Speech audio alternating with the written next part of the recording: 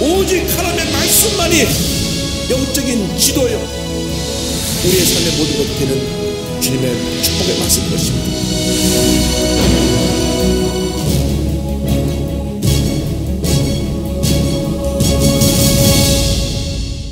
오늘 특별히 그리스도인들이 이 세상에서 어떻게 살아야 되는가, 사회적 교훈, 세상 권세와의 관계를 오늘 먼저 공부합니다. 위에 있는 권세에 복종하라는 말씀이 13장 1절 2절에 나옵니다. 1절 2절을 보겠습니다. 각 사람은 위에 있는 권세들에게 복종하라. 권세는 하나님으로부터 나지 않음이 없나니 모든 권세는 다 하나님께서 정하신 바라. 그러므로 권세를 거스르는 자는 하나님의 명을 거스름이니 거스르는 자들은 심판을 자초하리라. 원칙적으로 우리가 이 세상의 권세에 복종하라고 하는 것입니다. 하나님이 허락하신 권세에 복종하라. 하나님이 허락하신다고 하는 단서가 있습니다. 하나님을 거역하는 권세. 어저께 대통령 경축사에 나온 말씀대로 공산주의는 절대 우리가 권세에 복종할 수가 없습니다. 공산주의는 우리 기독교의 가장 큰 적입니다. 그래서 6.25 때 저들이 대량 학살하고 죽이고 한 대부분의 사람들이 교회 목사님들, 장로님들, 성도님들이었습니다. 왜? 본인들은 기밀성 수령을 자기들의 신으로 섬기고 있는데 오직 하나님만이 참신이시고 예수님만이 구세주가 되시니까 공산주의 이론을 유일하게 무릎을 꿇는 것은 기독교 복음밖에 없습니다. 우리가 남북 통일을 얘기하는데 그리스도의 복음 외에는 절대 통일이 될 수가 없습니다.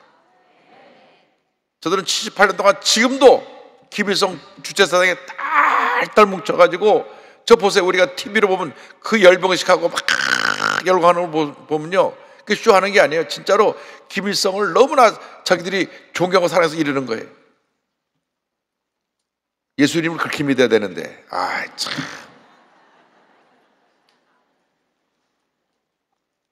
그래서 공산주의자들이 들어가는 곳마다 기독교를 무너뜨리려고 그들이 모든 노력을 기울입니다. 왜?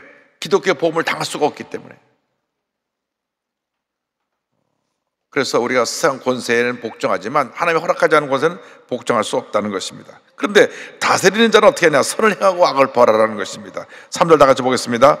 다스리는 자들은 선한 일에 대하여 두려움이 되지 않고 악한 일에 대하여 되나니 내가 권세를 두려워하지 아니하려느냐? 선을 행하라. 그리하면 그에게 칭찬을 받으리라. 선을 행하는 것에 대해서 너희들이 지도자로서 최선을 다하고 악을 행한 것을 담대하게 악을 물리치고 악을 심판하라고 하는 것입니다.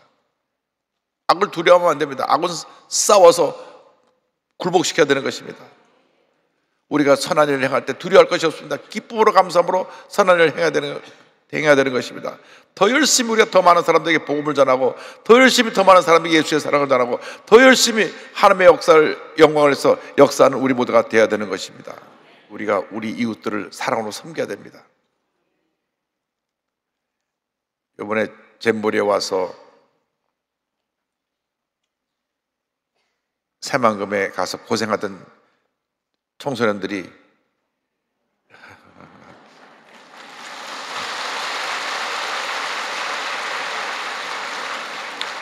저희 오살리기도원하고 수련원에 2,200명이 들어왔는데, 특별히 프랑스하고 스페인에서 한 600명이 들어왔습니다. 저들이 얼마나 행복해하는지, 음식을 아주 최고급으로 한식 플러스 양식 제일 좋은 걸 했더니 원더풀 최고래, 최고.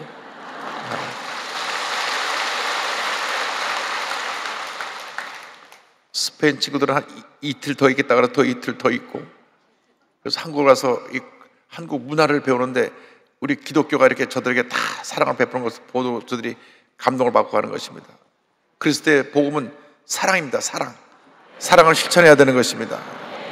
그래서 이 권력을 가진 사람은 악한 자를 벌해야 되고 선을 행하는 자는 상을 줘야 됩니다. 베드로전서 2장 14절에 혹은 그가 악행하는 자를 징벌하고 선행한 자를 포장하게 하여 보낸 총독에게 하라. 그런데 권세를 가진 사람은 하나님의 심부름꾼이라는 걸 잊지 말아야 됩니다. 13장 4절 다 같이 보겠습니다. 그는 하나님의 사역자가 되어 내게 선을 베푸는 자니라. 그러나 내가 악을 행하거든 두려워하라. 그가 공연히 칼을 가지지 아니하였으니 곧 하나님의 사역자가 되어 악을 행하는 자에게는 진노하심을 따라 보응하는 자니라. 그러니까 권력을 가진 사람들은 하나님의 심부름꾼이라는 생각하는 자세로 겸손하게 그 맡은 일을 잘 감당해야 되고 악에 대해서는 단호하게 징벌을 해야 되는 것입니다. 악을 용납하면 안 됩니다. 악은 존재하면 안 되는데 자꾸 사탄 원수마귀가 이 세상을 악하게 만듭니다. 자꾸 죄짓게 만들고 자꾸 싸우게 만들고 자꾸 미워하게 만듭니다.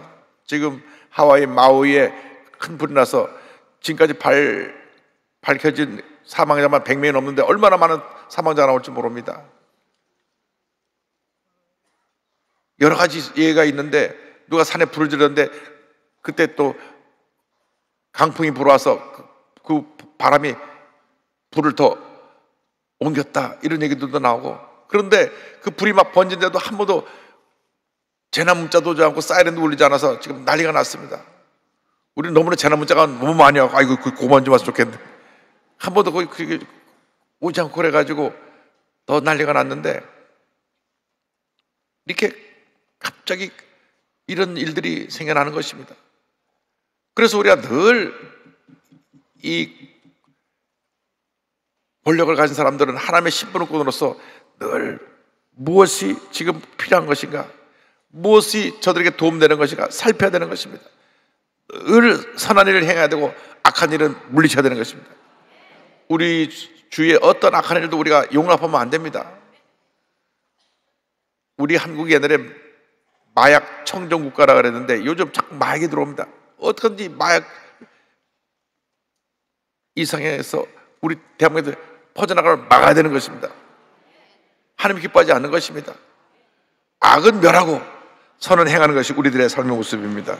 그런데 우리들은 그 권력자에게 복종할 때 양심에 따라서, 내 양심이 하나님 주신 양심을 따라서 옳고 그른 것을 판단해야 됩니다. 5절에 다 같이요. 그러므로 복종하지 아니할 수 없으니 진노 때문에 할 것이 아니니라 양심을 따라 할 것이니라.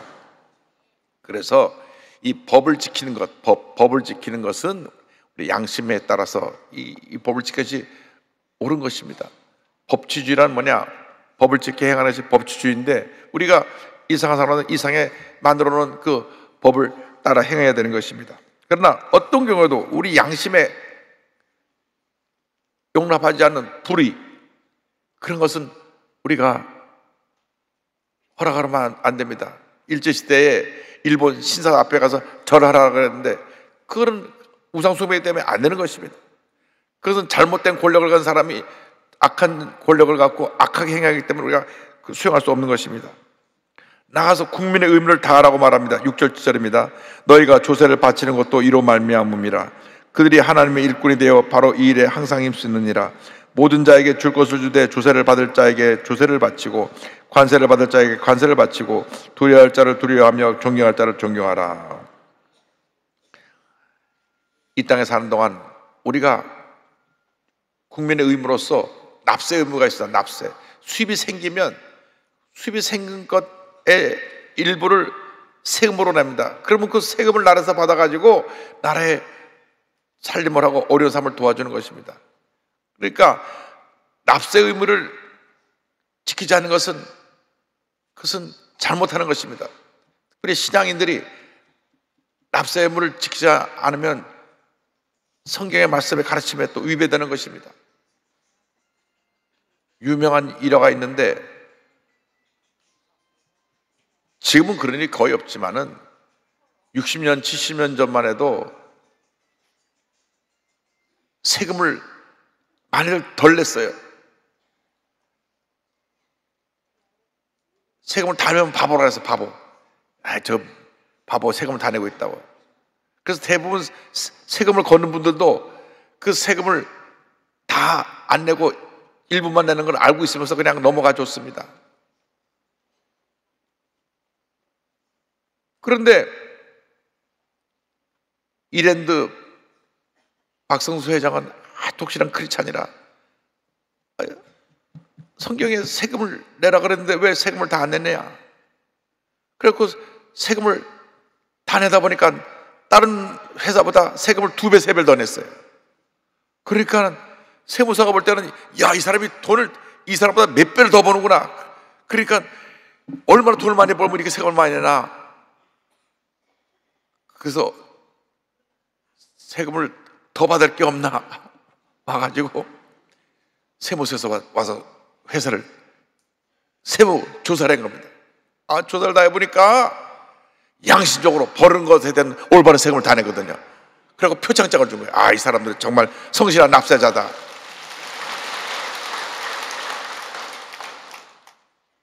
요즘 뭐 다 성실하게 납부를 하고 그 제일 납부를 잘하는 사람이 월급 받는 사람들입니다. 월급 받을 때 미리 딱딱 띄어버리니까. 그래서 월급 받는 분들은 나라에서 다 표창장을 줘야 돼. 한 번도 떼먹은 적이 없으니까. 월급 받는 그 순간 떨어져 나가니까. 사업하는 사람들이야 적당히 어떤 융통성이 있는지 몰라도 월급 받는 사람들은 급에서 떼어나가기 때문에 세금을 내는데, 예수님께서 그 문제에 대해서 분명히 말씀을 해주셨습니다. 마태복음 20장 21절 보니까 이르되 가이사의 것이니이다. 이에 그러시되 그런즉 가이사의 것은 가이사에게, 하나님의 것은 하나님께 바치라 하시니. 이 땅에 사는 동안 이 세상을 통치하는 가이사가 당시 시저, 황제인데, 로마 황제인데, 로마 법에 의해서 세금을 내야 되는 건 내야 되고, 너희들이 하나님 앞에서 헌신하고 하나님 앞에 예물 드리고 하는 것은 하나님 것을 하나님께 드리고, 세상에서 벌어 세상에서 된 수입에 대해서는 가이사에게 드려라. 그래서 기독교인들이 세금의 의무를 소홀히 하면 안 된다. 그래서 유럽에 있는 나라들은 세금을 많이 걷습니다. 많이 걸어서 복지를 그만큼 많이 합니다. 우리나라보다 훨씬 더 세금을 많이 낸 나라들이 많습니다. 많이 걷어서 많이 복지를 하니까 세금을 많이 내도 그들이 당연한 것으로 합니다. 그만큼 낸 세금으로 모든 사람이 다 복지 혜택을 누리기 때문에, 그래서 우리에게 주어진 납세 의무는 잘 지켜야 됩니다. 그 다음에 사랑의 짐을 서로 질 것에 대해서 13장 8절부터 말씀합니다. 사랑의 비두에는 지지 말라고 8절은 말씀합니다. 8절이요. 빚자 사랑의 비두에는 아무에게든지 아무 빚도 지지 말라. 남을 사랑하는 자는 율법을 다 이루었느니라. 기독교의 근본 신앙의 핵심은 사랑입니다. 사랑인데 어떤 사랑이냐? 아가페 사랑. 아가페 사랑이라는 것은 하나님이 우리에게 주신 조건 없이 우리에게 아낌없이 주신 그 사랑을 의미합니다. 그래서 기독교의 사랑은 이 아가페 사랑이 되어야 됩니다. 내가 누구에게 뭘 주고 기대하면 안 되고 주고 잊어버려야 됩니다.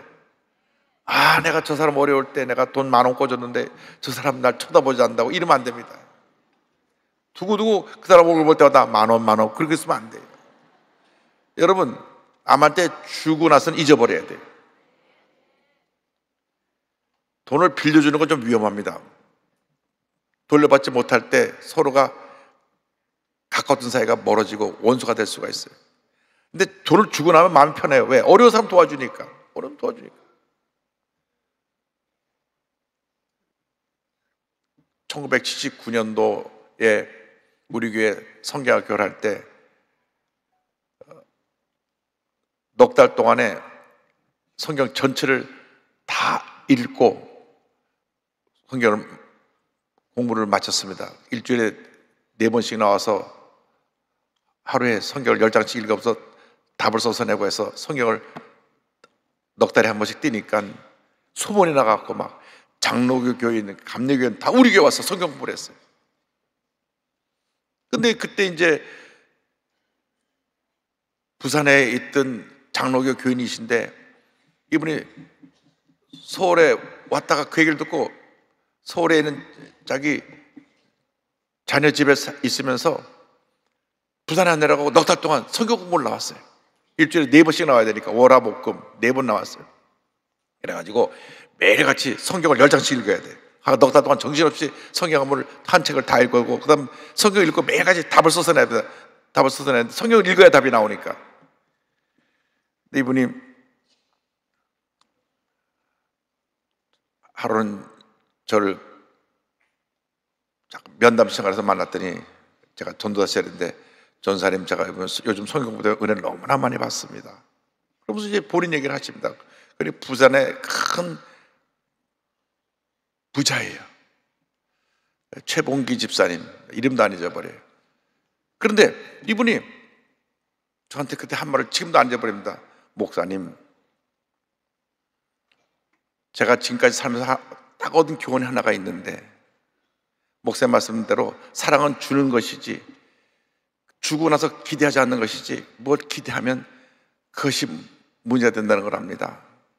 제가 지금까지 살아오면서 가장 뼈 아픈 경험을 한 것은, 어릴 때부터 같이 자라고 아주 가장 가까웠던 친구가 있는데, 그렇게 가까운 친구인데 어느 날 사업을 한다고, 사업이 지금 부도가 됐다고 돈을 빌려달라 그래서, 너무 가까운 친구니까 돈을 빌려서 한 달 내로 갚아주겠다 그래서 자기가 5억을 빌려줬는데, 그 당시 그분이 재산이 800억이나 있었어요. 그날 이후로 친구도 잃고 돈도 잃었습니다. 어릴 때부터 같이 몇십 년 동안 가깝게 지내던 친구인데 돈을 갚지 못하니까 어딘가 사라져버렸어요. 그렇게 친한 친구, 매일같이 하루에도 전화 몇 번씩 하고 일주일에 몇 번씩 하고 밥도 먹고 그렇게 가까웠던 친구인데 돈을 꿔가고 나서 못 갚으니까 사라져버렸어요. 그래서 저는 그 다음부터는 절대 누구에게 돈을 빌려주지 않습니다. 제가 돈도 잃고 친구도 잃었어요. 그런데 그 다음부터는 자기가 이게 돈 꿔달라는 사람이 오면, 너무나 우리 집이 지금 먹을 것이 없고 어려운 형편처에서 돈 좀 빌려달라고 오면은, 빌려줄 돈 없다고 돌려보내고 난 다음 비서를 통해서 그 집을 가서 보게 해요. 그 집을 가서 진짜로 그 집이 어려운가 안 어려운가, 그 집에 가보니까 정말 여러 가지 어렵고 막 여기저기 세금 고지서가 붙어있고 어렵습니다. 그래, 그러면 생활비 한 200만 원하고 쌀하고 다 보내. 그냥 주는 거예요. 생활비 한 200만 원. 그때 200만 원이면 한 달 교사 월급이 16만 원일 때니까 교사들 10달 1년치 월급이에요. 그래서 1년치 생활비하고 쌀 한 두어 가마가 보내주고, 그리고 잊어버린 거예요. 나중에 그 친구가 고맙다고 하는데, 우리가 예수 믿는 사람들이 이렇게 사랑을 실천하면 사는 거지. 그래서 누가 어렵다는 얘기 들으면 꼭 비서를 보내고 확인해요. 진짜인지 아닌지. 어려우면 그분 한 1년치 생활비 보내주고, 먹을 쌀도 보내주고. 그 후로는 내가 그렇게 삽니다. 그럼 잊어버리지 못합니다. 그때 80대 초반이니까 지금 천국 가셨겠죠. 79년도 얘기입니다. 79년도. 그래서 사랑은 주고 잊어버리는 겁니다. 도로 받을 생각하지 마세요. 수첩에다가 내가 몇 월 며칠 날 사과 한 상자, 라면 한 박스, 그렇게 하지 마시고 주고 잊어버리세요. 주고. 왜? 사랑은 주고 잊어버리는 겁니다. 마태복음 7장 10절 예수님 말씀하셨습니다. 그러므로 무엇이든 남에게 대접을 받고자 하는 대로 너희도 남을 대접하라. 이것이 율법이요 선지자니라. 내가 대접받고 싶지 않아요. 내가 먼저 섬기라는 겁니다. 내가 먼저 섬기라. 요한복음 13장 14절에 새 계명을 너에게 주니 서로 사랑하라. 내가 너희를 사랑한 것 같이 너희도 서로 사랑하라. 사랑의 기준이 있습니다. 예수님이 우리를 사랑하신 것처럼 조건 없이 무조건적인 아가페 사랑한 것 같이 너도 너 이웃을 사랑하라는 것입니다. 계산적으로 이기적으로 내게 유익을 위해서 어떻게 그런 사랑이 아니라 그냥 사랑은 주는 것입니다. 주고 잊어버리는 거예요. 기대하면 안 돼요. 잊어버려야 돼요. 내가 어떻게 너한테 그동안 잘해줬는데 어떻게 자꾸 옛날 얘기하면 안 돼요. 그건 옛날에 지나간 것이에요. 주고 잊어버리라니까요. 대부분 사람들이요, 은혜 받은 사람들이 배신할 때가 많고 뒤에서 딴 말하고 딴 행동할 때가 많아요. 이게 까만 머리 까만 동물은 믿지 말라 그런 게 있어요. 강아지는 평생 충성하잖아요. 주인이 들어오기 전부터 알고 있다가는 문간에서 얼마나 난리치잖아요. 강아지보다도 못하죠 우리가. 그런데 우리가 생각을 잘못해서 그래요. 성경의 가르침은 예수님의 사랑의 기준이에요. 그래서 주고 잊어버려야 돼요. 야고보서 2장 8절에 너희가 만일 성경에 기록된 대로 내 이웃 사랑을 내 몸같이 하라 하신 최고의 법을 지키면 잘하는 것이거니와. 사랑은 주는 것입니다. 사랑은 율법의 완성입니다. 13장 10절 보겠습니다. 사랑은 이웃에게 악을 행하지 아니하나니 그러므로 사랑은 율법의 완성이니라. 사랑은 율법의 완성입니다. 이 사랑이라는 것은 아가페 사랑, 희생적인 사랑, 아낌없이 주는 사랑, 조건 없이 주는 사랑, 그냥 주고 잊어버리는 겁니다. 이번에 한국 교회가 하나가 돼서 잼보리 청소년들 한 12,000명을 각 교회에서 수련을 해서 수용했습니다. 그 다음에 모든 기업들이 돕고 지자체에서 도와가지고 약 4만 명을 잘 품었습니다. 그래서 조건 없이 사랑으로 섬기는 것입니다. 우리가 그 나라 갔다가 또 그 나라 사람들에게 도움을 받을 수 있는 거예요. 우리 지구 전체가 다 한 가족입니다. 전체 70억 인구가 다 한 가족입니다. 사랑은 서로 주고 또 내가 가서 또 사랑을 또 받을 수도 있고 조건 없이 주는 것입니다. 절대로 사랑은 계산하는 것이 아닙니다. 사랑을 계산하는 것이 아니라 사랑은 아낌없이 주고 또 주는 것입니다. 내가 줄 수 있는 능력이 있을 때 나눠주는 것이 복인 것입니다. 13장 10절 다 같이 보겠습니다. 사랑은 이웃에게 악을 행하지 아니하나니 그러므로 사랑은 율법의 완성이니라. 마태복음 22장 39절 40절에 예수님 말씀하셨습니다. 둘째도 그와 같으니 내 이웃을 내 자녀같이 사랑하라 하셨으니 이 두 계명이 율법과 선자의 강령이니라. 골로새 3장 14절 이 모든 것 뒤에 사랑을 더하라 이는 온전하게 매는 띠니라. 그래서 오늘 우리가 기억해야 될 것은 우리의 삶에 있어 가장 소중한 것이 뭐냐?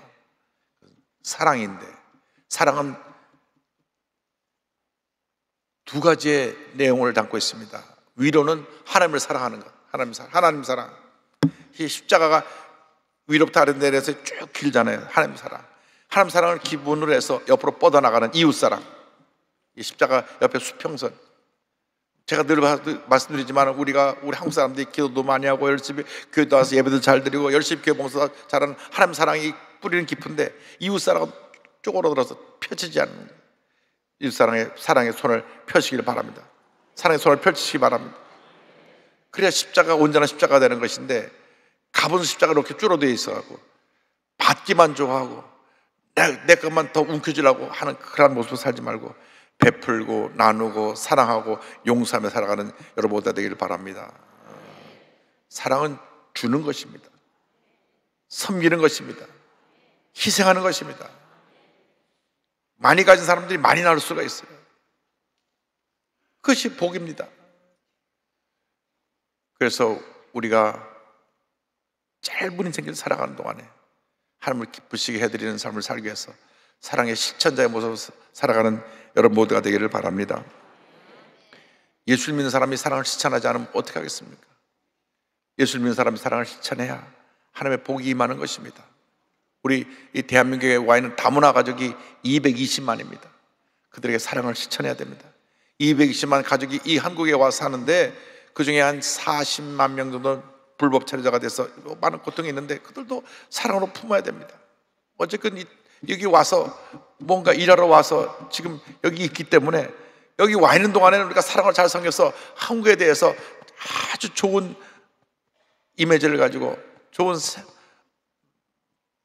생각을 갖고 돌아갈 수 있도록, 야, 한국은 따뜻한 나라다, 한국은 사랑이 충만한 나라다, 한국은 정말 우리가 가서 배울 곳이 많은 참 좋은 나라다. 특별히 한국에는 크리스찬들, 특별히 순복음교회들이 참 좋더라. 할렐루야. 이러한 소문이, 아름다운 소문이 나게 되기를 바랍니다. 한번 따라하시기 바랍니다. 사랑은 실천입니다. 사랑은 주는 것입니다. 아멘. 그와 같은 삶을 살아가는 여러분 모두가 되기를 주님으로 축원합니다. 기도하겠습니다. 사랑과 은혜와 자비가 멀으신 하나님 아버지, 우리가 사랑 말만 하면서 사랑을 실천하지 못한 저들의 잘못을 용서하여 주시고 오늘 이후로 사랑하고 용서하며 살아가게 하여 주시고 하나님 은혜 가운데 사랑의 실천자가 되어서 하늘나라에 큰 상급을 쌓아놓는 저희 모두가 될 수 있도록 은혜 내려 주옵소서. 예수님의 이름으로 기도 올리옵나이다. 아멘.